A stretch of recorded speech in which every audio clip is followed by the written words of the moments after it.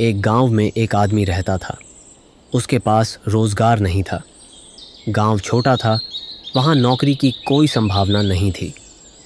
थोड़ी सी ज़मीन थी, लेकिन वह इतनी उपज नहीं देती थी कि उससे परिवार का गुजारा हो सके। वह आदमी हर समय चिंता में डूबा रहता था। एक दिन उसकी पत्नी ने पूछा, आप इतने परेशान क्यों रहते हैं? हमारे पास जमीन तो है, पर उससे इतना नहीं मिलता कि हम बेचकर घर का खर्च चला सकें। यही सोच रहा हूं कि क्या करूं। पत्नी ने कुछ देर सोचा, फिर बोली, पप्पू के पापा, आपकी चाय बहुत स्वादिष्ट होती है। क्यों ना हम एक छोटा सा चाय का ठेला खोल लें?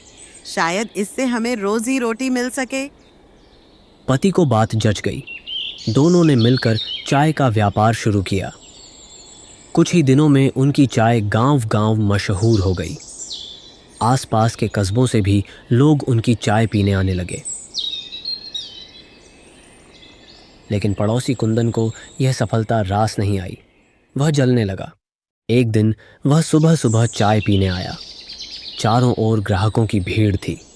उसने भी एक कप चाय मंगाई और चुपके से उसमें छिपकली डाल दी। फिर जोर जोर से चिल्लाने लगा कि चाय में मरी हुई छिपकली है। अरे, यह चाय वाला हमें मारना चाहता है। देखो, छिपकली डाली है चाय में। चाय वाला घबरा गया। उसने बार बार माफ़ी मांगी, जबकि उसे खुद समझ नहीं आया कि यह कैसे हुआ। गांव वाले उसे ईमानदार जानते थे, इसलिए उन्होंने उस दिन उसे माफ़ कर दिया। लेकिन कुंदन ने हार नहीं मानी। कुछ दिनों बाद वह फिर आया और इस बार अपने कप में छिपकर एक तिलचट्टा डाल दिया। फिर वही हंगामा किया। गांव वाले नाराज हो गए। उन्होंने कहा, पहले तुम्हारी चाय बहुत अच्छी होती थी, लेकिन अब तुम लापरवाह हो गए हो। अब हम यहाँ की चाय नहीं पिएंगे।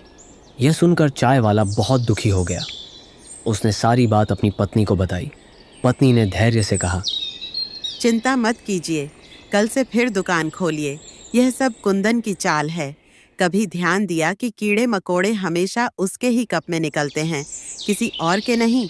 बस हमें उसे पकड़ना होगा। अगले दिन उन्होंने योजना बनाई। चाय वाले ने ऐलान किया, आज से चाय आधे दाम में मिलेगी। पहले तो लोग झिझके, लेकिन सस्ती चाय सुनकर फिर से आने लगे। कई दिन तक वह घाटे में चाय बेचता रहा ताकि लोगों का भरोसा लौटे और कुंदन फिर जाल फैलाने आए। आखिरकार वही हुआ। एक दिन कुंदन फिर ईर्ष्या से भरा हुआ वहां पहुंचा। उसने चाय मंगाई। तभी चाय वाले की पत्नी बोली, ठहरो, पहले तुम्हारी जेब की जांच करनी होगी। हर बार कीड़ा सिर्फ तुम्हारी ही चाय में क्यों निकलता है? जरूर इसमें कुछ राज है। सबके सामने चाय वाले ने उसकी जेब टटोली। सचमुच उसमें से एक छिपकली और एक तिलचट्टा निकले। मुझे पहले से ही शक था, इसलिए यह योजना बनाई थी। गांव वाले गुस्से से कुंदन को डांटने लगे। कुंदन शर्म से झुक गया और सबके सामने हाथ जोड़कर माफी मांगने लगा। ठीक है, मैं तुम्हें माफ करता हूं, और हाँ, आज की चाय तुम्हारे लिए मुफ्त है।